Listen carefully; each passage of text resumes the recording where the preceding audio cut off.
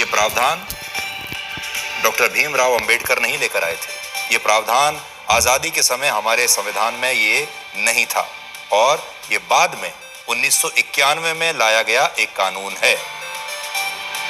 वर्ष 1818 में असाई का युद्ध लड़ा गया था, जिसमें मराठाओं की सेना अंग्रेजों से हार गई थी और इसके बाद एक संधि के तौर पर मराठाओं ने अजमेर को अंग्रेजों को सौंप दिया था और अंग्रेजों ने इसके लिए मराठा साम्राज्य को पैसा भी दिया था। कुछ इतिहासकार कहते हैं कि यह रकम 18,000 रुपए थी और कुछ कहते हैं कि यह रकम 50,000 रुपए थी। आज कुछ लोग सोशल मीडिया पर इन तस्वीरों को शेयर करके ये भी लिख रहे हैं कि अजमेर शरीफ की दरगाह में खिड़कियों पर स्वास्तिक चिन्ह बने हुए हैं, लेकिन हम आपको इस दावे से आज सावधान करना चाहते हैं क्योंकि ये दावा हमारे फैक्ट चेक में गलत निकला है। ये जो तस्वीरें आज चल रही हैं सोशल मीडिया पर, ये अजमेर दरगाह की नहीं है, बल्कि ये तस्वीरें अजमेर के 2.5 दिन के झोपड़े की है, जिसका निर्माण मुस्लिम आक्रमणकारियों ने कराया था और इसमें खिड़कियों पर स्वास्तिक चिन्ह बने हुए हैं। लेकिन ये तस्वीरें अजमेर शरीफ के दरगाह की नहीं है और इसलिए आपको सोशल मीडिया पर ऐसे दावों से सावधान रहना चाहिए।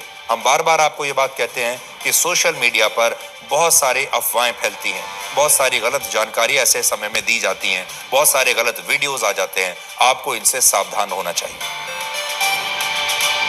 आज का एक और बड़ा विषय है।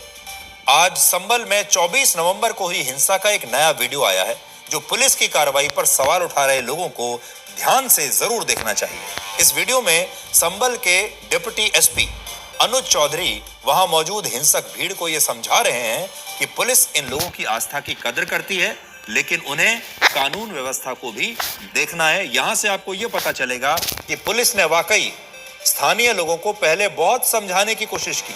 पुलिस ने वाकई पहले लोगों को इकट्ठा किया, उन्हें समझाया, अपनी मंशा बताई और उन्होंने कहा कि हम सिर्फ कोर्ट के आदेश का पालन कर रहे हैं, आप हमारी बात मानिए, हम आपके धर्म की रक्षा भी करेंगे और हम उसका सम्मान भी करते हैं। यानी ऐसा नहीं है कि पुलिस ने सीधे डंडे चलाने शुरू कर दिए। अब आप देखिए कि दंगों से पहले पुलिस ने कैसे समझाया था भीड़ को।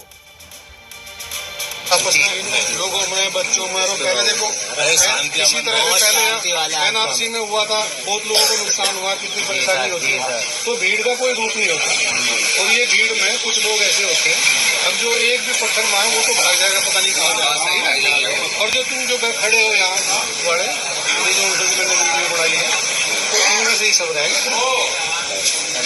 समझ में आई बात? यह बिल्कुल कटु सत्य बताना चाहिए, तो इसलिए अपना यार ठीक है, हर चीज आपकी आस्था की मैं कदर करता हूँ, ठीक है, ऐसा नहीं है, पर हम अपना लॉ ऑर्डर है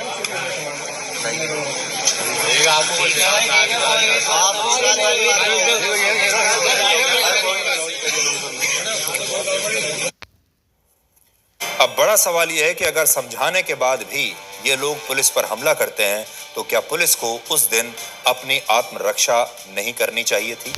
संभल से एक और बड़ा अपडेट आपके लिए ये है कि जमीयत उलमाए हिंद ने संभल में मारे गए लोगों को शहीद बताया है और उन्हें 5-5 लाख रुपए देने का ऐलान किया है।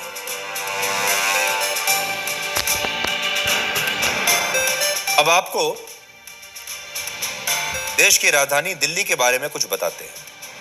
आज दिल्ली की जनता प्रदूषण के सामने बिल्कुल बेबस है। सरकारों के पास इसका कोई समाधान नहीं। अब जिस समाधान की चर्चा हो रही है आजकल, बहस जो हो रही है वो ये कि देश की राजधानी को दिल्ली से किसी और शहर में ही शिफ्ट कर दिया जाए। लेकिन सवाल यह है कि ये दिल्ली में प्रदूषण की समस्या का समाधान है या समस्या से भागने का एक रास्ता है। जो समस्या दिल्ली की आज है वो समस्या किसी जमाने में चीन की राजधानी